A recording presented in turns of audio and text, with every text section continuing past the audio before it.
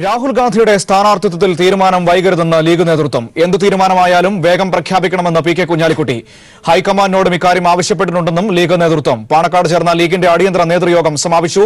വിവരങ്ങളുമായി K T Swaliha ചേരുന്നുണ്ട്. സ്വാലി, രാഹുൽ ഗാന്ധിയാണോ ആരാണോ വയനാട്ടിൽ എന്ന സ്ഥാനാർത്ഥി സംബന്ധിച്ച് ഇതുവരെ തീരുമാനങ്ങളായിട്ടില്ല. കഴിഞ്ഞ 8 ദിവസമായി ഇത് സംബന്ധിച്ച് അനിശ്ചിതത്വം തുടരുകയാണ്. ഇതിലെ അതൃപ്തി പരസ്യമായി അറിയിച്ചുകൊണ്ടാണോ തീരുമാനം ഉടൻ വേണമെന്ന് ലീഗ് നേതൃത്വം ആവശ്യപ്പെട്ടിരിക്കുന്നത്? തീർച്ചയായും മനു, വയനാട്ടിലെ സ്ഥാനാർത്ഥി ആരെന്ന അനിശ്ചിതത്വം കോൺഗ്രസിലെ ഗ്രൂപ്പ് തർക്കങ്ങൾ വിട്ട് മുന്നണിയിലേക്ക് പടർന്നിരിക്കുകയാണ്. UDF കൂടുതൽ പ്രതിസന്ധിയിലേക്ക് ഇക്കാര്യത്തിൽ പോയിക്കൊണ്ടിരിക്കുന്നു. മുസ്ലിം ലീഗ് അന്ത്യശാസനം നൽകിയിരിക്കുന്നു. സ്ഥാനാർത്ഥി ആരാണെങ്കിലും ഉടൻ തന്നെ പ്രഖ്യാപിക്കണമെന്നാണ് പി കെ കുഞ്ഞാലിക്കുട്ടി യോഗത്തിന് ശേഷം പ്രതികരിച്ചത്. മുസ്ലിം ലീഗിന്റെ അതൃപ്തി പാണക്കാട് ഹൈദരലി ശിഹാബ് തങ്ങൾ KPCCയോടും AICCയോടും അറിയിച്ചിട്ടുണ്ട്. ഹൈക്കമാൻഡിനെ വിളിച്ച് ഫോണിൽ ഇക്കാര്യം അറിയിച്ചിട്ടുണ്ട്. ഈ തീരുമാനം വൈകുന്നത് വലിയ തോതിൽ വിജയസാധ്യത ഇല്ലാതാക്കുകയാണ്. വയനാട് മണ്ഡലത്തിലും വടകര മണ്ഡലത്തിലും തെരഞ്ഞെടുപ്പ് പ്രചാരണ പ്രവർത്തനം പിന്നിലേക്ക് പോയിട്ടുണ്ട്. വയനാട് ജില്ലാ കമ്മിറ്റി ഇക്കാര്യം ഔദ്യോഗികമായി തന്നെ നേതൃത്വത്തെ അറിയിച്ചിട്ടുണ്ടായിരുന്നു. വലിയൊരു ആശങ്ക ഇക്കാര്യത്തിൽ അറിയിച്ചിട്ടുണ്ടായിരുന്നു. തുടർന്നാണ് ഇന്ന് ഹൈദരലി തങ്ങൾ അടിയന്തര നേതൃയോഗം വിളിച്ചത്. തുടർന്ന് മുസ്ലിം ലീഗ് നിലപാട് കടുപ്പിച്ചിരിക്കുന്നു. ഇക്കാര്യത്തിൽ ഇനി കാത്തിരിക്കേണ്ടതില്ല. കഴിഞ്ഞ ദിവസങ്ങളിൽ കോൺഗ്രസ് സമയമെടുത്ത ഇക്കാര്യത്തിൽ ഒരു തീരുമാനം എടുക്കട്ടെ എന്നൊരു നിലപാട് തന്നെയായിരുന്നു മുസ്ലിം ലീഗിനുണ്ടായിരുന്നത്. എന്നാൽ ഇത് വിജയസാധ്യത ഇല്ലാതാക്കുകയാണ് എന്ന ഒരു ഘട്ടത്തിലേക്ക് കടന്നിരിക്കുന്നു. അതുകൊണ്ടാണ് മുസ്ലിം ലീഗ് ഇത്തരത്തിൽ ലീഗിന്റെ അമർഷം KPCCയെയും AICCയെയും അറിയിച്ചിരിക്കുന്നത്. മനു, ശരി. കെ ടി സ്വാലിഹാണ് വിവരങ്ങൾ നൽകിയത്. രാഹുൽ ഗാന്ധി വയനാട്ടിൽ മത്സരിക്കുന്നത് സംബന്ധിച്ച തീരുമാനം നാളെ കർണാടകയിലെ റാലിക്ക് മുമ്പായി തീരുമാനമുണ്ടാകുമെന്നാണ് AICC വൃത്തങ്ങൾ നൽകുന്ന സൂചന. അതേസമയം വാരണാസിയിൽ മോദിക്കെതിരെ പ്രിയങ്ക ഗാന്ധി മത്സരിക്കാനുള്ള സാധ്യതകളും കോൺഗ്രസ് നേതാക്കൾ തള്ളുന്നില്ല. വയനാട്ടിൽ രാഹുൽ ഗാന്ധി മത്സരിക്കുന്നത് സംബന്ധിച്ച തീരുമാനം നാളേക്കകം ഉണ്ടാകുമെന്നാണ് കോൺഗ്രസ് നേതാക്കളുടെ പ്രതീക്ഷ. ഇന്ന് ദില്ലിയിൽ തുടരുന്ന രാഹുൽ ഗാന്ധി മുതിർന്ന നേതാക്കളുമായി മത്സരിക്കുന്ന കാര്യം ചർച്ച ചെയ്തേക്കും. ഇതിൽ തീരുമാനമായാൽ നാളെ കർണാടകയിൽ നടക്കുന്ന റാലിയിൽ തന്റെ സ്ഥാനാർത്ഥിത്വം സംബന്ധിച്ച സൂചനയും രാഹുൽ നൽകിയേക്കും. ദക്ഷിണേന്ത്യയിൽ മത്സരിക്കുമോ എന്ന ചോദ്യത്തിന് ആവശ്യം ന്യായമെന്നായിരുന്നു കഴിഞ്ഞ ദിവസം രാഹുലിന്റെ പ്രതികരണം. അതേസമയം കർണാടകയിലെ ബിധാർ മണ്ഡലത്തിൽ മത്സരിച്ചാൽ കൂടുതൽ നേരം മണ്ഡലത്തിൽ ചെലവഴിക്കേണ്ടി വരുന്നതിനാൽ രാഹുൽ ഇവിടെ മത്സരിക്കാനുള്ള സാധ്യത കുറവാണ്. അതുകൊണ്ട് തന്നെ വയനാട്ടിൽ മത്സരിക്കുന്നത് സംബന്ധിച്ച സാധ്യത ഇപ്പോഴും തുറന്നുകിടക്കുന്നു. 2-ാം തീയതി കോൺഗ്രസ് പ്രകടന പത്രിക പുറത്തിറക്കുന്നതിനാൽ എവിടെ മത്സരിക്കാൻ തീരുമാനിച്ചാലും 1-ാം തീയതിയോ 3-ാം തീയതിയോ നാമനിർദ്ദേശ പത്രിക നൽകാനാണ് സാധ്യത. ഇതിന്റെ പ്രവർത്തനങ്ങളും ഒരു വശത്ത് നടക്കുന്നുണ്ട്. അതേസമയം പ്രധാനമന്ത്രി നരേന്ദ്രമോദിക്കെതിരെ വാരണാസിയിൽ പ്രിയങ്ക ഗാന്ധി മത്സരിക്കണമെന്ന ആവശ്യവും ഉയർന്നിട്ടുണ്ട്. മത്സരിക്കുന്നതിൽ പ്രിയങ്കയ്ക്ക് തീരുമാനമെടുക്കാമെന്നാണ് രാഹുലിന്റെ നിലപാട്. പ്രിയങ്ക മത്സരിച്ചാൽ മോദിക്ക് കൂടുതൽ പ്രതിസന്ധി സൃഷ്ടിക്കാൻ സാധിക്കുമെന്നാണ് കോൺഗ്രസ് വിലയിരുത്തൽ. രാഹുൽ ദക്ഷിണേന്ത്യയിൽ മത്സരിക്കാൻ തീരുമാനിച്ചാൽ പ്രിയങ്ക വാരണാസിയിൽ മത്സരിക്കാനുള്ള സാധ്യതയും തള്ളാനാകില്ല. News bureau, Delhi. മത്സ്യത്തൊഴിലാളികളെ അപമാനിച്ച ശശി തരൂരിന്റെ വിവാദ പ്രസ്താവനയ്ക്കെതിരെ വ്യാപക പ്രതിഷേധം. പാളയം മാർക്കറ്റിൽ മത്സ്യത്തൊഴിലാളികൾ ശശി തരൂരിനെതിരെ പ്രതിഷേധിക്കും. വിവരങ്ങളുമായി റിനു ശ്രീധർ ചേരുന്നു. റിനു, വലിയ പ്രതിഷേധമാണോ ശശി തരൂരിന്റെ പ്രസ്താവനയ്ക്കെതിരെ ഉയർന്നു വരുന്നത്? ഇന്നലെ സംസ്ഥാനത്തിന്റെ വിവിധ ഭാഗങ്ങളിൽ പ്രതിഷേധ പ്രകടനങ്ങളടക്കം നടത്തിയിരുന്നു. അതിന്റെ അലയൊലികൾ ഇന്നും ഉണ്ടാകുമെന്നാണോ മനസ്സിലാവേണ്ടത്? മനു, ഇന്നലെ ശശി തരൂരിന്റെ ട്വിറ്റർ പോസ്റ്റ് വന്നതോടുകൂടി തന്നെ വലിയൊരു പ്രതിഷേധം തന്നെയാണ് സംസ്ഥാനത്ത് ഒട്ടാകെ, പ്രത്യേകിച്ച് തീരദേശ മേഖലകളിലും മത്സ്യത്തൊഴിലാളികളുടെ ഭാഗത്തു നിന്നും ഒക്കെ തന്നെ ഉണ്ടാകുന്നത് എന്നുള്ളതാണ്. ഇന്ന് രാവിലെയും അത്തരത്തിലുള്ള പ്രതിഷേധങ്ങൾ അവസാനിക്കാതെ തന്നെ തുടരുന്നു. തിരുവനന്തപുരം പാളയം മാർക്കറ്റ് ഉൾപ്പെടെയുള്ള സ്ഥലത്ത് വലിയ രീതിയിലുള്ള ഒരു പ്രതിഷേധം തന്നെയായിരുന്നു ഉടലെടുത്തത്. ഇപ്പോൾ ഏറ്റവും പുതിയതായി നമുക്ക് നൽകാൻ കഴിയുന്ന വാർത്ത എന്ന് പറയുന്നത് അത്തരത്തിലുള്ള ഒരു വിവാദ ട്വീറ്റിംഗിന് ശേഷം വീണ്ടും അദ്ദേഹം ട്വിറ്ററിൽ ഒരു വിവാദപരമായിട്ടുള്ള ഒരു പരാമർശവുമായി എത്തിയിരിക്കുന്നു എന്നുള്ളതാണ്. അതായത് തന്റെ ഇംഗ്ലീഷ് മനസ്സിലാക്കാൻ മലയാളികളായിട്ടുള്ള ഇടത് രാഷ്ട്രീയക്കാർക്ക് കഴിവില്ല എന്നുള്ള തരത്തിലുള്ള ഒരു പരാമർശമാണ് വീണ്ടും അദ്ദേഹം നടത്തിയിരിക്കുന്നത്. ഇത് മലയാളികളെ തന്നെ വലിയ രീതിയിൽ അധിക്ഷേപിക്കുന്ന ഒരു പരാമർശം തന്നെ എന്ന് നമുക്ക് കണക്കാക്കേണ്ടി വരും. കാരണം അദ്ദേഹം സംസ്ഥാനത്തിന്റെ ഒരു MP ആണ്. തലസ്ഥാന നഗരിയുടെ ഒരു MP ആയിരുന്നു. മലയാളികളുടെ വോട്ട് വാങ്ങി അദ്ദേഹം ഡൽഹിയിലേക്ക് പോയ ഒരു വ്യക്തിയാണ്, ഒരു MP ആണ്. അതുകൊണ്ട് തന്നെ ഈ പരാമർശവും വലിയ രീതിയിലുള്ള ഒരു വിവാദം ഉണ്ടാക്കും എന്നുള്ളതിൽ യാതൊരുവിധ സംശയവുമില്ല. കാരണം മലയാളികളായിട്ടുള്ള ഇടത് രാഷ്ട്രീയക്കാർക്ക് തന്റെ ഇംഗ്ലീഷിനൊപ്പം എത്താൻ കഴിയുന്നില്ല, അല്ലെങ്കിൽ തന്റെ ഇംഗ്ലീഷ് മനസ്സിലാക്കാനുള്ള കഴിവില്ല എന്നുള്ള ഒരു ട്വിറ്റർ പോസ്റ്റാണ് വീണ്ടും അദ്ദേഹം നടത്തിയിരിക്കുന്നത് എന്നുള്ളതാണ്. ഇതും വലിയ രീതിയിൽ ചർച്ച ചെയ്യപ്പെടേണ്ടതായിട്ടുണ്ട്. അത് കാരണം ഞാൻ നേരത്തെ സൂചിപ്പിച്ചതുപോലെ മലയാളികളുടെ വോട്ട് വാങ്ങി ഡൽഹിയിലേക്ക് മലയാളികൾക്ക് വേണ്ടി സംസാരിക്കാൻ പോയ ഒരു MP ആണ് ഇത്തരത്തിൽ മലയാളികളെ പോലും അധിക്ഷേപിക്കുന്ന തരത്തിലേക്ക് മുന്നോട്ട് പോകുന്നത് എന്നുള്ളതാണ്. മത്സ്യത്തൊഴിലാളികളെ, അതായത് കേരളത്തിന്റെ മുഖ്യമന്ത്രി പോലും സംസ്ഥാനത്തിന്റെ സൈന്യമെന്ന് വിശേഷിപ്പിച്ച വലിയൊരു പ്രളയം കേരളത്തെ വിഴുങ്ങിയപ്പോൾ 100ഓളം ആൾക്കാർ മരണപ്പെടുന്ന ഒരു ഭീതിയിലേക്ക് എത്തിയപ്പോൾ അവരെ തങ്ങളുടെ ജീവൻ പോലും പണയം വെച്ച് രക്ഷപ്പെടുത്തുവാൻ വേണ്ടി മുന്നിട്ടിറങ്ങിയ, ആരുടെയും ഒരു പ്രേരണയൊന്നുമില്ലാതെ മുന്നിട്ടിറങ്ങിയ മത്സ്യത്തൊഴിലാളികളെ അടച്ചാക്ഷേപിക്കുന്ന തരത്തിലായിരുന്നു അദ്ദേഹത്തിന്റെ ആദ്യ ട്വിറ്റർ പോസ്റ്റ് എന്ന് പറയുന്നത്. അദ്ദേഹം അതിൽ തന്നെ പറഞ്ഞത് മത്സ്യത്തൊഴിലാളികളുടെ അല്ലെങ്കിൽ മത്സ്യ മാർക്കറ്റിലെ മണം എന്ന് പറയുന്നത് തനിക്ക് ഓക്കാനം ഉണ്ടാക്കുന്ന ഒരു തരത്തിലാണ്. തനി നാടൻ ഭാഷയിൽ തന്നെ അത് സാധാരണക്കാർക്ക് മനസ്സിലാക്കിയെടുക്കാൻ പറ്റുന്ന ഒരു തരത്തിൽ തന്നെയായിരുന്നു അദ്ദേഹം പരാമർശം നടത്തിയത്. അതിന് ശേഷമാണ് ഇപ്പോൾ ഇത്തരത്തിലുള്ള ഒരു പരാമർശവുമായി അദ്ദേഹം രംഗത്തെത്തിയിരിക്കുന്നത്. തീർച്ചയായും റിനു, അത് തന്നെയാണ്. അതായത് തന്റെ ഇംഗ്ലീഷ് മനസ്സിലാക്കാൻ ഇവിടുത്തെ നേതാക്കൾക്ക് കഴിയുന്നില്ല എന്നാണ് ഇപ്പോൾ തരൂർ പറയുന്നത്. ശശി തരൂരിന് വലിയ ഇംഗ്ലീഷ് അറിയാം, കടിച്ചാപ്പൊട്ടാത്ത വാക്കുകൾ അറിയാം, വലിയ വിദ്യാഭ്യാസമൊക്കെ ഉണ്ട്, UN അണ്ടർ സെക്രട്ടറി ജനറൽ ഒക്കെ ആയിരുന്നു, നമ്മൾ അംഗീകരിക്കുന്നു. പക്ഷേ റിനു, പ്രധാനപ്പെട്ട ചോദ്യം അതല്ല.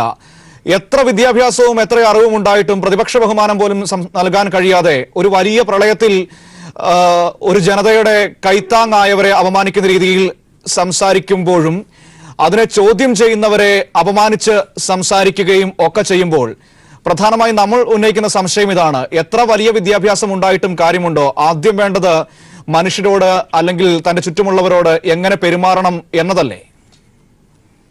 തീർച്ചയായും. കാരണം കോൺഗ്രസുകാർക്കിടയിൽ തന്നെ ശശി തരൂരിന് എതിരായിട്ടുള്ള ഒരു സംസാരമുണ്ട്. കാരണം ഈ തലസ്ഥാന നഗരിയിൽ നിന്ന് ജയിച്ചു പോയ MP ആണെങ്കിൽ കൂടി കോൺഗ്രസുകാരായിട്ടുള്ള നേതാക്കൾ വിളിച്ചാൽ പോലും അദ്ദേഹം ഫോൺ എടുക്കാൻ തയ്യാറാകില്ല, സംസാരിക്കാൻ തയ്യാറാകില്ല എന്നതാണ് കോൺഗ്രസിന്റെ തിരുവനന്തപുരം DCCയിലെ മിക്ക അംഗങ്ങൾക്കും ഉള്ള ഒരു പരാതി എന്ന് പറയുന്നത്.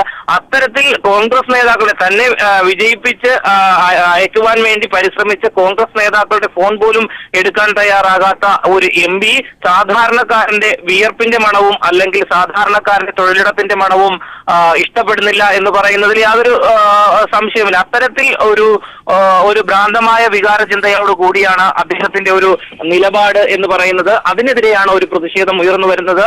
അതിനിടെയാണ് വീണ്ടും ഇത്തരത്തിലുള്ള ഒരു വിവാദ പരാമർശവുമായി ശശി തരൂർ രംഗത്ത് വന്നിരിക്കുന്നത് എന്നുള്ളതാണ്. ഒരു വിവാദത്തിന് ആളിക്കത്തിയ തീ അണയുന്നതിന് തൊട്ടു മുമ്പ് അതിനുശേഷമാണ് ഇപ്പോൾ വീണ്ടും അത്തരത്തിലുള്ള ഒരു വിവാദ പരാമർശവുമായി അദ്ദേഹം രംഗത്തെത്തിയിരിക്കുന്നത് എന്നുള്ളതാണ്. ഇത് സാംസ്കാരിക കേരളം വളരെയധികം ചർച്ച ചെയ്യപ്പെടേണ്ടുന്ന ഒരു കാര്യമാണ്. കാരണം മത്സ്യത്തൊഴിലാളികളെയാണ് അടച്ചാക്ഷേപിച്ചത്. അവർ ഈ നാടിന്റെ തന്നെ ഒരു സ്വത്താണ് എന്നുള്ളത് മലയാളികളെല്ലാം തന്നെ പറഞ്ഞു വെച്ച ഒരു ദിവസങ്ങൾക്ക് പോലും കഴിഞ്ഞിട്ടില്ല എന്നുള്ളതാണ്. അതിനിടെയാണ് ഇത്തരത്തിൽ വീണ്ടും ഒരു പരാമർശവുമായി അദ്ദേഹം രംഗത്തെത്തിയിരിക്കുന്നത്. വീണ്ടും അദ്ദേഹം പറയുന്നത് മലയാളികളായ അതായത് ശശി തരൂരിന്റെ പുതിയ ഫേസ്ബുക്ക് പോസ്റ്റ് റിനു ശ്രദ്ധിച്ചു കാണുമോ എന്ന് എനിക്കറിയില്ല. ഞാൻ പറഞ്ഞു തരാം. അതായത് അദ്ദേഹം മത്സ്യത്തൊഴിലാളികളെന്ന് നമ്മൾ പ്രത്യേകം പറയേണ്ട, കാരണം അവർ നമ്മുടെ ഭാഗം തന്നെയാണ്, നമ്മളിൽ ഓരോരുത്തരുമാണ്. നമ്മളെ അവർ രക്ഷിച്ചപ്പോൾ ആ പങ്കായം പിടിച്ച് തഴമ്പിച്ച് കൈ പിടിച്ചാണ് ശ്രീ ശശി തരൂർ ഈ നാട്ടിലെ പ്രളയത്തിൽ മുങ്ങിപ്പോകാൻ പോയ സാധാരണക്കാർ ജീവിതത്തിലേക്ക് തിരികെ വന്നത്. ഞങ്ങൾക്ക് ആ മീനിന്റെ മണത്തിൽ അപമാനമില്ല, ഓക്കാനവും വരില്ല, ഒരു കുഴപ്പവുമില്ല. ഇവിടെ അദ്ദേഹം പറയുന്ന ആ ഫേസ്ബുക്ക് പോസ്റ്റിലോട്ട് ഞാൻ തിരികെ വരാൻ പറഞ്ഞു. അതായത് അദ്ദേഹം എഴുതുന്നു, ഈ നാട്ടിലുള്ള സാധാരണക്കാരായ എല്ലാ മലയാളികളെയും പരിഹസിച്ചുകൊണ്ട് എഴുതിയിരിക്കുകയാണ്, ഓർഡർ ഡെലിവേർഡ് എന്ന് എഴുതിയിട്ട് അതിന് താഴെ കൊടുത്തിരിക്കുന്നത് കൽപ്പന പ്രസവിച്ചു എന്ന് പറഞ്ഞുകൊണ്ടാണ് അദ്ദേഹം പരിഹസിച്ചിരിക്കുന്നത്. അതായത് ഇവിടെയുള്ള ആളുകൾക്കൊന്നും ഇംഗ്ലീഷ് അറിയില്ല, ഇത്തരത്തിലൊക്കെയാണ് ഇവിടെയുള്ളവരുടെ രീതി എന്ന് അപമാനിക്കുകയാണ്. മലയാളികളെയും മലയാളിയുടെ വിദ്യാഭ്യാസ ചിന്തകളെയും മലയാളിയുടെ സാംസ്കാരിക ബോധത്തെയും ഒക്കെ അപമാനിച്ചുകൊണ്ടാണ് ശ്രീ ശശി തരൂർ സംസാരിക്കുന്നത്. അദ്ദേഹം ഓരോ നിമിഷം കഴിയുന്തോറും അദ്ദേഹത്തിന്റെ പ്രതിച്ഛായ തന്നെ നശിപ്പിക്കുന്ന അല്ലെങ്കിൽ മോശമാക്കുന്ന രീതിയിലേക്ക് കാര്യങ്ങളെ കൊണ്ട് എത്തിക്കുകയാണ് തന്നെത്താൻ റിനു. തീർച്ചയായും. കാരണം മനു സൂചിപ്പിച്ചതുപോലെ തന്നെയാണ് ഈ കഴിഞ്ഞ ദിവസം മുതൽ സോഷ്യൽ മീഡിയകളിൽ സജീവമായിരിക്കുന്ന ഒരു വാക്കാണ് അത് ഓർഡർ ഡെലിവേർഡ്, കൽപ്പന പ്രസവിച്ചു എന്നുള്ളത്. അത്തരത്തിലുള്ള അപക്വപരമായിട്ടുള്ള വാക്കുകൾ എടുത്തു കാണിച്ചുകൊണ്ട് തന്നെയാണ് അദ്ദേഹം വീണ്ടും രംഗത്തെത്തിയിരിക്കുന്നത് എന്നുള്ളത് തന്നെയാണ്. താൻ നടത്തിയ പരാമർശത്തെ ന്യായീകരിക്കുന്ന രീതിയിൽ അല്ലെങ്കിൽ തെറ്റ് സംബന്ധിച്ച് അല്ലെങ്കിൽ ആ തെറ്റ് സംബന്ധിച്ച് മാപ്പ് പറയുകയോ അത്തരത്തിലുള്ള ഒരു രീതിയിലേക്കല്ല, വീണ്ടും ആ തെറ്റിനെ ന്യായീകരിച്ചുകൊണ്ട് മുന്നോട്ട് പോകുന്ന ഒരു സാഹചര്യം തന്നെയാണ് അദ്ദേഹത്തിന്റെ പക്കൽ നിന്ന് ഉണ്ടായിട്ടുള്ളത്. മനു സൂചിപ്പിച്ചതുപോലെ തന്നെ സാംസ്കാരിക കേരളം ഏറെ ചർച്ച ചെയ്തിരിക്കുന്ന ഒരു വിഷയമാണത്. അതിന് തൊട്ട് പുറകെയാണ് ഇത്തരത്തിലുള്ള ഒരു പരാമർശവുമായി ശശി തരൂർ രംഗത്ത് വന്നിരിക്കുന്നത് എന്നുള്ളതാണ്. തീർച്ചയായും ഇത് ചർച്ച ചെയ്യപ്പെടും. കാരണം ഇന്ന് കൃത്യം 1 മണിയോടുകൂടി ശശി തരൂർ മാധ്യമങ്ങളെ കാണുന്നുണ്ട്. മാധ്യമങ്ങളെ കാണുമ്പോഴും അദ്ദേഹത്തിന് പറയാനുള്ള വാചകങ്ങൾ ഇതുതന്നെയായിരിക്കും എന്നുള്ളതിൽ യാതൊരു സംശയവുമില്ല. ഇത്തരത്തിൽ ന്യായീകരിക്കാൻ കഴിയാത്ത ഒരു തെറ്റ് തന്നെയാണ് അദ്ദേഹത്തിന്റെ ഭാഗത്ത് നിന്ന് ഉണ്ടാക്കിയത്. നമുക്കറിയാം, ഓഖി ആഞ്ഞുവീശിയപ്പോഴും ഈ ശശി തരൂർ എന്ന് പറയുന്ന MP വിദേശ പര്യടനത്തിലായിരുന്നു. ഏറെക്കുറെ തിരുവനന്തപുരം മണ്ഡലത്തിലെ MP ആണ്. തിരുവനന്തപുരം മണ്ഡലത്തിൽ ഏറ്റവും കൂടുതൽ തീരദേശ മേഖലകളാണ് ഉള്ളത്. ഈ തീരദേശ മേഖലകളിലാണ് അവർക്കാണ് ഓഖി കാരണം വലിയ രീതിയിലുള്ള നാശനഷ്ടങ്ങൾ ഉണ്ടായത് എന്നുള്ളതാണ്. ആ സമയത്ത് പോലും അവരെ തിരിഞ്ഞു നോക്കുവാൻ തയ്യാറാകാത്ത ഒരു MP ആയിരുന്നു ശശി തരൂർ എന്നുള്ളതാണ്. ആ സമയത്ത് അദ്ദേഹം വിദേശ പര്യടനം നടത്തുന്നുണ്ടായിരുന്നു.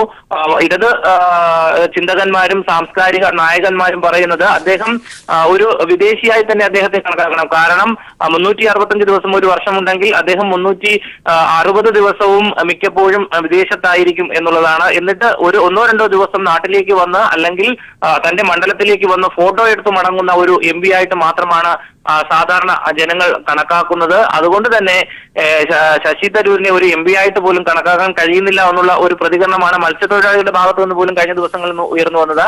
ഇത്തരത്തിൽ തിരുവനന്തപുരത്ത് മാത്രമല്ല കേരളത്തിന്റെ വിവിധ മേഖലകളിൽ, തീരദേശ മേഖലകളിൽ, സാംസ്കാരിക മേഖലകളിൽ എല്ലാം തന്നെ ഇതിനെതിരെ വലിയ രീതിയിലുള്ള ഒരു പ്രതിഷേധം ഉയർന്നു വരുന്നുണ്ട്. ഇന്ന് രാവിലെ തന്നെ പാളയം മാർക്കറ്റിൽ മത്സ്യത്തൊഴിലാളികളുടെ ഒരു വലിയ രീതിയിലുള്ള ഒരു പ്രതിഷേധമുണ്ടായിരുന്നു. CPM-ന്റെ ജില്ലാ സെക്രട്ടറി ആനാവൂർ നാഗപ്പനാണ് ആ പ്രതിഷേധം ഉദ്ഘാടനം ചെയ്തത്. വൈകുന്നേരത്തോടുകൂടി എല്ലാ തീരദേശ മേഖലകളിലും ഇത്തരത്തിലുള്ള പ്രതിഷേധങ്ങൾ സംഘടിപ്പിക്കുവാൻ വേണ്ടി ഇടതുപക്ഷവും അതുപോലെ തന്നെ സാംസ്കാരിക നായകന്മാരും എല്ലാം തന്നെ തയ്യാറായി കഴിഞ്ഞു എന്നുള്ളതാണ്. വലിയ രീതിയിലുള്ള ഒരു പ്രതിഷേധം തന്നെ ഉയരും. മനു, തീർച്ചയായും റിനു, അദ്ദേഹം അപമാനിച്ചത് ആ മീനിന്റെ മണം വന്നപ്പോൾ ഓക്കാനം ഉണ്ടാക്കുന്ന മീനിന്റെ മണം എന്ന് പറഞ്ഞുകൊണ്ടാണ്. അത് അവരുടെ ജീവിതത്തിന്റെ മണമാണ്. അതിന് ഈ ശശി തരൂരിന്റെ ആരാധകർ ഇവിടെ പാടി നടക്കുന്നത് പോലെ ലോക പൗരനായതുകൊണ്ടോ ലോക വിശ്വവിദ്യാഭ്യാസം നേടിയതുകൊണ്ടോ ഒന്നും കാര്യമില്ല. ആദ്യം മനുഷ്യനെയാണ് അറിയേണ്ടത്, മനുഷ്യന്റെ ഗന്ധമാണ് അറിയേണ്ടത്. അവന്റെ ജീവിതത്തിന്റെ ഗന്ധമാണ് മീൻ എന്ന് പറയുന്നത്, അവന്റെ ജീവിതത്തിന്റെ ഭാഗമാണ്. അതിനവിടെ പോയി എനിക്ക് ഓക്കാനം വരുന്നു എന്നാണോ പറയേണ്ടത്? അങ്ങനെയെങ്കിൽ എന്ത് വിദ്യാഭ്യാസമാണ് ശ്രീ ശശി തരൂർ നേടിയിരിക്കുന്നത്? എന്ത് അർത്ഥമാണ് അദ്ദേഹം താൻ നേടിയെന്ന് പറയുന്ന ഈ നേട്ടങ്ങളിലൂടെ ഈ തലമുറയ്ക്ക് മുന്നിലേക്ക് നീട്ടിവെക്കുന്നത്? അദ്ദേഹത്തെ പാടിപ്പുകഴ്ത്തുന്നവർ തന്നെയാണ് അതിനെക്കുറിച്ച് ചിന്തിക്കേണ്ടത്. റിനു, അത്തരത്തിലുള്ള കാര്യങ്ങൾ നമ്മൾ കരുതേണ്ടത്. മനു, ഏതൊരു മഹത് വ്യക്തിക്കും വിദ്യാഭ്യാസത്തിന് നമുക്ക് സ്കൂളിൽ നിന്ന് ലഭിക്കുന്ന വിദ്യാഭ്യാസത്തിനപ്പുറം അനുഭവങ്ങളുടെ ഒരു വിദ്യാഭ്യാസം കൂടി ഉണ്ടാവണം. മത്സ്യ മാർക്കറ്റിൽ മത്സ്യത്തിന്റെ മണമല്ലാതെ ഒരു കാരണവശാലും മുല്ലപ്പൂവിന്റെ മണം ഉണ്ടാകാൻ സാഹചര്യമില്ല. മത്സ്യത്തൊഴിലാളികൾ എന്തായാലും കഷ്ടപ്പെടുന്നവരാണ്, മത്സ്യവുമായി ബലം പിടിക്കുന്നവരാണ്. അവർ മത്സ്യത്തിന്റെ മണം മാത്രമേ ഉണ്ടാകൂ എന്നുള്ളതിൽ യാതൊരു സംശയമില്ല. ഒപ്പം സാധാരണക്കാരായ കൂലിപ്പണിക്കാരുടെ പക്കൽ വിയർപ്പിന്റെ മണവും ഉണ്ടാവും. ഇത് അവർ കഷ്ടപ്പെടുന്നതിന്റെ ഒരു അടയാളമായി മാത്രമേ കാണാൻ കഴിയൂ. അല്ലാതെ ഇത്തരത്തിലുള്ള ഒരു കാരണവശാലും ഇത്തരത്തിൽ ഒരു പരാമർശം നടത്തേണ്ട ആവശ്യമില്ല എന്ന് തന്നെയാണ് രാവിലെ തന്നെ സാംസ്കാരിക നായകന്മാരൊക്കെ തന്നെ നമ്മളോടൊപ്പം പ്രതികരിച്ചത് എന്നുള്ളതാണ്. ഏത് തരത്തിലുള്ള ഒരു അടിസ്ഥാനമാണ് ഇത്തരത്തിലൊരു ട്വീറ്റിംഗ് നടത്താൻ ശശി തരൂരിനെ പ്രേരിപ്പിച്ചത് എന്നുള്ളതും എല്ലാവർക്കും സംശയം ഉള്ളതുമാണ്. കാരണം ഇപ്പോൾ ഇലക്ഷൻ അടുത്തിരിക്കുന്ന ഒരു സാഹചര്യം. തിരുവനന്തപുരം മണ്ഡലത്തിലെ UDF സ്ഥാനാർത്ഥിയാണ് അദ്ദേഹം. അദ്ദേഹം ഇപ്പോൾ പ്രചരണ പരിപാടികളിൽ പങ്കെടുക്കുകയാണ്. ഇന്ന് വൈകുന്നേരവും പൂന്തറ ഉൾപ്പെടെയുള്ള തീരദേശ മേഖലകളിൽ മേഖലകളിൽ പ്രചരണത്തിന് എത്തുന്നുണ്ട് ശശി തരൂർ. അപ്പോഴെല്ലാം അവിടെ നിന്ന് എന്തെല്ലാം പ്രതികരണമാണ് ഉണ്ടാവുക എന്നുള്ളത് നമുക്ക് പറയാൻ കഴിയില്ല. കാരണം അത്ര രീതിയിൽ അവഹേളിക്കുന്ന ഒരു സാഹചര്യമാണ്, മത്സ്യത്തൊഴിലാളികളെ അവഹേളിക്കുന്ന ഒരു സാഹചര്യമാണ് അദ്ദേഹത്തിന്റെ പക്കൽ നിന്ന് ഉണ്ടായത് എന്നുള്ളതിൽ യാതൊരുവിധ സംശയമില്ല. അതിനൊപ്പം ഞാൻ നേരത്തെ സൂചിപ്പിച്ചതുപോലെ വീണ്ടും ട്വിറ്റിംഗ് നടത്തി വീണ്ടും വിവാദങ്ങളിലേക്ക് പോവുകയാണ് ചെയ്യുന്നത് എന്നുള്ളത് യാതൊരു സംശയവുമില്ല. എന്തായാലും 1 മണിയോടുകൂടി മാധ്യമങ്ങളെ കാണുമ്പോൾ തന്റെ ഭാഗം എന്താണെന്ന് കൃത്യമായി തന്നെ ന്യായീകരിക്കാൻ വേണ്ടി തയ്യാറാകും എന്നുള്ളതിൽ യാതൊരു സംശയവുമില്ല. എന്തായാലും സാംസ്കാരിക ലോകം ഇത് ചർച്ച ചെയ്യുകയാണ്, അതിൽ യാതൊരുവിധ സംശയവുമില്ല. എല്ലാ തരത്തിലും ഇന്നലെ അർദ്ധരാത്രി മുതൽ പന്തം കൊളുത്തി പ്രകടനം ഉൾപ്പെടെയുള്ള വിവിധ രാഷ്ട്രീയ പ്രവർത്തകർ ചേർന്നുകൊണ്ട് വലിയ രീതിയിലുള്ള ഒരു പ്രതിഷേധം തീരദേശ മേഖലകളിൽ സംഘടിപ്പിച്ചു. വലിയ ഒരു ജനപങ്കാളിത്തമാണ് അദ്ദേഹത്തിനെതിരെയുള്ള പ്രതിഷേധത്തിൽ നമുക്ക് ആ ഫോട്ടോയിൽ തന്നെ കാണാൻ കഴിയുന്നുണ്ട്. അദ്ദേഹം ഒരു അറപ്പോടു കൂടിയാണ് ഈ മത്സ്യത്തൊഴിലാളികളോട് സംസാരിക്കുന്നത് പോലെ, ഒരു പുച്ഛത്തോടു കൂടിയാണ് അദ്ദേഹത്തിന്റെ ആ ഒരു മുഖഭാവത്തിൽ നിന്ന് തന്നെ നമുക്ക് വായിച്ചെടുക്കാൻ കഴിയും. ഒപ്പം ഒരു മത്സ്യം ഉയർത്തിയെടുക്കുന്ന ചിത്രമുണ്ട്. അത് പേപ്പറൊക്കെ വെച്ച് അദ്ദേഹത്തിന്റെ ശരീരത്തിൽ അതിന്റെ ഒരു തുള്ളി വെള്ളം പോലും വീഴാത്ത തരത്തിലുള്ള ഒരു മത്സ്യത്തെ ഉയർത്തിയെടുക്കുന്ന ചിത്രങ്ങളൊക്കെയാണ് പുറത്തു വരുന്നത്. ഇതെല്ലാം തന്നെ നമുക്കറിയാം, VP സാനു ഇടതുപക്ഷത്തിന്റെ സ്ഥാനാർത്ഥി ഉൾപ്പെടെയുള്ളവർ മത്സ്യത്തെ കൈകൊണ്ടെടുത്ത് അല്ലെങ്കിൽ ഉയർത്തുന്ന ഒരു ചിത്രവും അതിനൊപ്പം സോഷ്യൽ മീഡിയയിൽ പ്രചരിക്കുന്നുണ്ട് എന്നുള്ളതാണ്. അദ്ദേഹം ഒരു സസ്യബുക്ക് ആയിരിക്കാം എങ്കിൽ പോലും ഇത്തരത്തിൽ മത്സ്യത്തൊഴിലാളികളെ അവഹേളിക്കുന്ന തരത്തിലുള്ള ഒരു പരാമർശം ഉണ്ടാവാൻ പാടില്ല എന്നുള്ളത് തന്നെയാണ് സാംസ്കാരിക ലോകത്ത് നിന്ന് ഉയർന്നു വരുന്ന പ്രതികരണങ്ങൾ. തീർച്ചയായും വൈകുന്നേരത്തോടുകൂടി തീരദേശ മേഖലയിൽ വലിയ രീതിയിലുള്ള പ്രതിഷേധങ്ങൾ വിവിധ സംഘടനകൾ, രാഷ്ട്രീയ കക്ഷികൾ സംഘടിപ്പിച്ചിട്ടുണ്ട്. മനു, തീർച്ചയായും റിനു, ഇപ്പോൾ അദ്ദേഹം പറയുന്നത് തന്റെ ഇംഗ്ലീഷ് മനസ്സിലാക്കാനുള്ള വിവരമൊന്നും മലയാളത്തിലെ നേതാക്കന്മാർക്ക് ഇല്ല എന്നാണ്. ശരിയായിരിക്കാം, കാരണം ശശി തരൂരിനെ പോലെ AC മുറികളിൽ വിദ്യാഭ്യാസം നേടിയ ആളുകളല്ല നമ്മുടെ നേതാക്കന്മാർ. കാരണം അവർ മണ്ണിൽ പണിയെടുത്ത ആളുകളോടൊപ്പം നിന്ന് അവരുടെ അനുഭവങ്ങളിലൂടെ വളർന്ന് അവരുടെ കൈപിടിച്ച് അവർക്ക് വേണ്ടി പൊരുതിയ നേതാക്കന്മാരാണ്. അതിന്റെ മഹത്വം പറഞ്ഞാൽ ശശി തരൂരിന് മനസ്സിലാക്കാൻ സാധ്യതയില്ല. ഇനി മനസ്സിലായാൽ തന്നെ ഇത്തരത്തിലുള്ള വാക്കുകൾ പറയുന്ന ഒരു MP-യിൽ നിന്നും ആ ഒരു മാന്യത നമ്മൾ പ്രതീക്ഷിക്കുകയും വേണ്ട. അല്ല റിനു, അങ്ങനെയല്ല കരുതേണ്ടത്? തീർച്ചയായും, കാരണം അവരുടെ പക്കൽ നിന്ന് വോട്ട് വാങ്ങി ഡൽഹിയിലേക്ക് പോയ ആളാണ് ശശി തരൂർ, മനു. അതുകൊണ്ട് തന്നെ അവർക്കെതിരെ ഇത്തരത്തിലുള്ള ഒരു പരാമർശം നടത്തിയതിലാണ് വലിയ രീതിയിലുള്ള വിഷമം മത്സ്യത്തൊഴിലാളികളുടെ ഭാഗത്ത് നിന്ന് അവരിൽ നിന്ന് ഒരു പ്രതികരണം നമുക്ക് ലഭ്യമാവുന്നത്. കാരണം ഞങ്ങളുടെ വോട്ട് വാങ്ങി ഞങ്ങൾക്ക് വേണ്ടി സംസാരിക്കാൻ ഡൽഹിയിലേക്ക് പറഞ്ഞു വിട്ട ആൾ ഞങ്ങൾക്കെതിരെ, ഞങ്ങളുടെ മണത്തിനെതിരെ, ഞങ്ങളുടെ തൊഴിലിനെതിരെ ഇത്തരത്തിലുള്ള ഒരു പരാമർശം നടത്തിയതിൽ വളരെ വിഷമമുണ്ട്, വളരെ ഖേദിക്കുന്നുണ്ട്, വലിയ പ്രതിഷേധമുണ്ട് എന്നുള്ളൊരു പ്രതികരണം തന്നെയാണ് അവരുടെ ഭാഗത്ത് ഉണ്ടായത്. ഒരു കാരണവശാലും ഇത് ന്യായീകരിക്കാൻ കഴിയില്ല എന്നുള്ളതാണ്. നമുക്കറിയാം, ഓരോ ഡിക്ഷണറികളിൽ പോലും വ്യക്തമായി തന്നെ അതിന്റെ അർത്ഥങ്ങൾ, വ്യത്യാസങ്ങളെല്ലാം തന്നെ സൂചിപ്പിക്കുന്നുണ്ട് എന്നുള്ളതാണ്. വളരെ അവഹേളിക്കുന്ന തരത്തിൽ തന്നെയാണ് അദ്ദേഹത്തിന്റെ പോസ്റ്റ് എന്നുള്ളത് ഈ ഡിക്ഷണറികളുടെ വാചകങ്ങളിൽ നിന്ന് തന്നെ നമുക്ക് മനസ്സിലാക്കാൻ കഴിയും എന്നുള്ളതാണ്. മനു സൂചിപ്പിച്ചതുപോലെ തന്നെ കഷ്ടപ്പാടുകളിൽ നിന്ന്, വിയർപ്പുകളിൽ നിന്ന് ഉയർത്തെഴുന്നേറ്റ് വന്നവരാണ് ഇടതുപക്ഷ മലയാളികളായിട്ടുള്ള അല്ലെങ്കിൽ ഇടതുപക്ഷ നേതാക്കൾ എന്നുള്ളവർ. അവർക്ക് ചിലപ്പോൾ വലിയ യൂണിവേഴ്സിറ്റികൾ പഠിച്ച ബിരുദങ്ങളോ ഒന്നും തന്നെ ഉണ്ടായിരിക്കില്ല. എങ്കിൽ പോലും സാമാന്യം ജനങ്ങളെ മനസ്സിലാക്കാനുള്ള, ജനങ്ങളുടെ വികാരം മനസ്സിലാക്കാനുള്ള, അവരുടെ ആവശ്യങ്ങൾ മനസ്സിലാക്കി പ്രവർത്തിക്കുവാനുള്ള ഒരു കഴിവ് അവർക്കുണ്ട് എന്നുള്ളത് ശശി തരൂരിൽ നിന്ന് വ്യത്യസ്തമാക്കുന്നു. കാരണം അങ്ങനെ ശശി തരൂരിന് ഒരു അനുഭവം ഉണ്ടായിരുന്നെങ്കിൽ, അല്ലെങ്കിൽ സാധാരണക്കാരന്റെ മണം മനസ്സിലാക്കാൻ, അവന്റെ വിയർപ്പിന്റെ ഗന്ധം മനസ്സിലാക്കാൻ, അവരോടൊപ്പം നിൽക്കാനുള്ള ഒരു മനസ്സുണ്ടായിരുന്നെങ്കിൽ ഒരു കാരണവശാലും ഇത്തരത്തിലുള്ള ഒരു പരാമർശം അദ്ദേഹം. ഏതായാലും ശശി തരൂരിന്റെ വിവാദ പ്രസ്താവന, അതിന് മറുപടിയായി വീണ്ടും വിവാദ പ്രസ്താവന അദ്ദേഹം പറയുന്നു.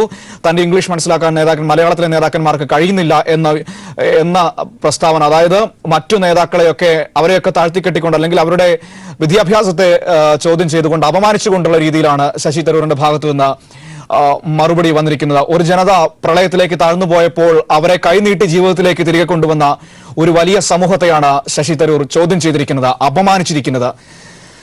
തിരികെത്താം ഇടവേളയ്ക്ക് ശേഷം. തെരഞ്ഞെടുപ്പുമായി ബന്ധപ്പെട്ട മറ്റ് ചില വാർത്തകളിലേക്ക് കൂടി പോകേണ്ടതുണ്ട്. കോഴിക്കോട് UDF സ്ഥാനാർത്ഥി MK രാഘവന്റെ നാമനിർദ്ദേശ പത്രിക സമർപ്പണത്തിൽ നിന്ന് DCC പ്രസിഡന്റ് കൂടിയായ T സിദ്ദിഖ് വിട്ടുനിൽക്കുന്ന ഒരു സാഹചര്യമുണ്ടായി. വിവരങ്ങളുമായി PV കുട്ടൻ ചേരുന്നുണ്ട്. കുട്ടൻ, എന്താണ് സംഭവിച്ചത്? MK രാഘവന്റെ നാമനിർദ്ദേശ പത്രിക സമർപ്പണത്തിൽ T സിദ്ദിഖ് എന്തുകൊണ്ട് പങ്കെടുത്തില്ല എന്നാണ് നമുക്കറിയാൻ കഴിയുന്നത്. തന്നെ UDF സ്ഥാനാർത്ഥി MK രാഘവൻ കോഴിക്കോട് ജില്ലാ കളക്ടർക്ക് നാമനിർദ്ദേശ പത്രിക സമർപ്പിക്കാൻ വേണ്ടി ഇവിടെ എത്തിയിരുന്നു. എന്നാൽ അദ്ദേഹത്തിനൊപ്പം കോൺഗ്രസിന്റെ മുഖ്യധാരാ നേതാക്കളൊന്നും തന്നെ ഉണ്ടായില്ല എന്നുള്ളതാണ് വളരെ ശ്രദ്ധേയമായ കാര്യം.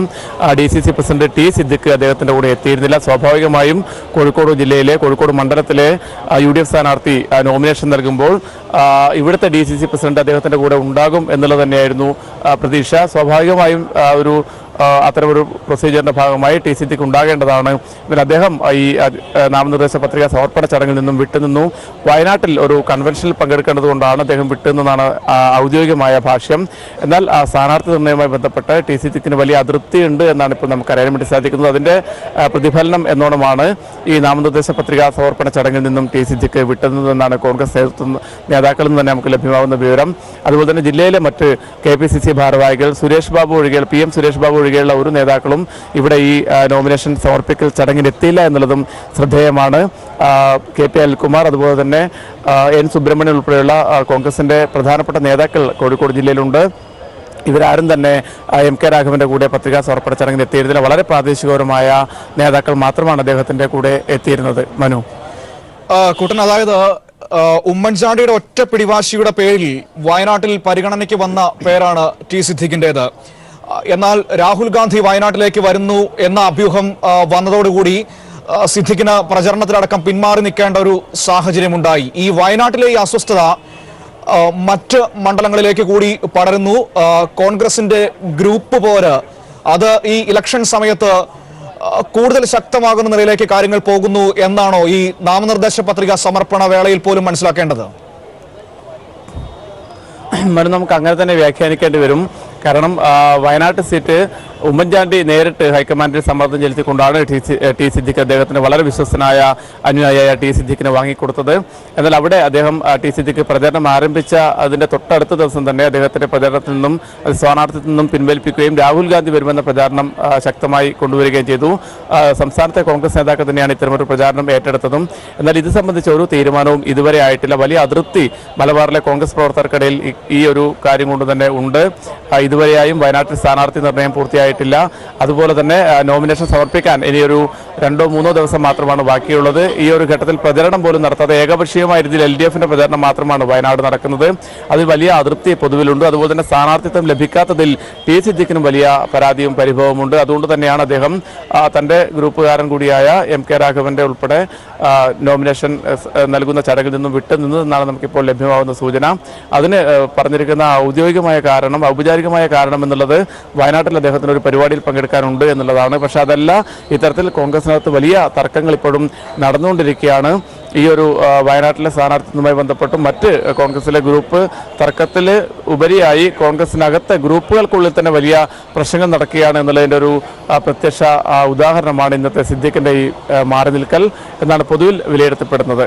മനു, ശരി. PV കുട്ടനാണ് വിവരങ്ങൾ നൽകിയത്. അതേസമയം തന്നെ കുട്ടൻ, നമുക്കിനി LDFന്റെ സ്ഥാനാർത്ഥി പട്ടികയിലേക്ക് അല്ലെങ്കിൽ നാമനിർദ്ദേശ പത്രികയിലേക്ക് വരേണ്ട സാഹചര്യമുണ്ട്. അല്പസമയം മുമ്പ് A പ്രദീപ് കുമാർ കോഴിക്കോട് മണ്ഡലത്തിൽ സ്ഥാനാർത്ഥിയായി നാമനിർദ്ദേശ പത്രിക സമർപ്പിച്ചു. ഇനി P ജയരാജൻ വടകര ലോക്സഭാ മണ്ഡലത്തിലെ അല്പസമയത്തിനകം തന്നെ നാമനിർദ്ദേശ പത്രിക സമർപ്പിക്കും എന്നാണ് നമുക്ക് അറിയാൻ വേണ്ടി കഴിയുന്നത്. ഒരു ഉത്സവ അന്തരീക്ഷത്തിലായിരുന്നു A പ്രദീപ് കുമാറിന്റെ നാമനിർദ്ദേശ പത്രിക സമർപ്പിക്കപ്പെട്ടത്. കുട്ടൻ, മനു, നൂറുകണക്കിന് പ്രവർത്തകരുടെ അകമ്പടിയോടുകൂടിയാണ് കോഴിക്കോട് മണ്ഡലത്തിലെ LDF സ്ഥാനാർത്ഥി A പ്രദീപ് കുമാർ നോമിനേഷൻ സമർപ്പിക്കാൻ വേണ്ടി എത്തിയത്. അദ്ദേഹം കോഴിക്കോട് ജില്ലാ കളക്ടർ മുമ്പാകെയാണ് നോമിനേഷൻ സമർപ്പിച്ചത്. എളമരം കരീം MP, അതുപോലെ തന്നെ മന്ത്രി AK ശശീന്ദ്രൻ, മേയർ തോട്ടത്തിൽ രവീന്ദ്രൻ ഉൾപ്പെടെയുള്ള നേതാക്കൾ പ്രദീപ് കുമാറിനൊപ്പം ഉണ്ടായിരുന്നു. അല്പസമയം മുമ്പ് അദ്ദേഹം പത്രിക സമർപ്പിച്ചു കഴിഞ്ഞു. അടുത്തതായി P ജയരാജൻ, വടകര മണ്ഡലത്തിലെ LDFന്റെ സ്ഥാനാർത്ഥി P ജയരാജനും അല്പസമയത്തകം പത്രിക സമർപ്പിക്കാൻ വേണ്ടി ഇവിടെ എത്തും. അദ്ദേഹം ഇവിടേക്ക് പുറപ്പെട്ടു എന്നാണ് നമുക്ക് ലഭ്യമായിട്ടുള്ള വിവരം. അതേസമയം വടകരയിലെ UDF സ്ഥാനാർത്ഥി K മുരളീധരനാണ് എന്ന് അദ്ദേഹം പ്രചരണം ആരംഭിച്ചെങ്കിലും AICCയുടെ ഹൈക്കമാൻഡിന്റെ സ്ഥാനാർത്ഥി ലിസ്റ്റിൽ ഇതുവരെയും അദ്ദേഹത്തിന്റെ പേര് വരാത്തതിലുള്ള വലിയ വിഷയം അവിടെയും നിലനിൽക്കുന്നുണ്ട്. അതുകൊണ്ട് തന്നെ അദ്ദേഹത്തിന്റെ നാമനിർദ്ദേശ പത്രിക സമർപ്പണം സംബന്ധിച്ച് ഇതുവരെയും തീരുമാനമായിട്ടില്ല. പക്ഷേ കോഴിക്കോട്ടെ UDF സ്ഥാനാർത്ഥി MK രാഘവനും രാവിലെ ഇന്ന് പത്രിക സമർപ്പിച്ചിട്ടുണ്ട്. മനു, ശരി. കുട്ടനാട് വിവരങ്ങൾ നൽകിയത്. ഏതായാലും അല്പസമയത്തിനകം തന്നെ P ജയരാജനും നാമനിർദ്ദേശ പത്രിക സമർപ്പിക്കാനായി കോഴിക്കോട് വരണാധികാരിയുടെ മുമ്പിലേക്ക് എത്തുമെന്നാണ് അറിയാൻ വേണ്ടി കഴിയുന്നത്. A പ്രദീപ് കുമാർ അല്പസമയം മുമ്പ് നാമനിർദ്ദേശ പത്രിക സമർപ്പിച്ചു. ഒപ്പം തന്നെ UDFിലേക്ക് വരികയാണെങ്കിൽ MK രാഘവൻ നാമനിർദ്ദേശ പത്രിക സമർപ്പിക്കാനെത്തിയപ്പോൾ DCC പ്രസിഡന്റായ T സിദ്ദിഖ് അതിൽ പങ്കെടുത്തില്ല. ഗ്രൂപ്പ് വഴക്കാണ് പ്രധാനപ്പെട്ട കാരണമെന്നാണ് അറിയാൻ വേണ്ടി കഴിയുന്നത്. തിരികെത്താം ഇടവേളയ്ക്ക് ശേഷം.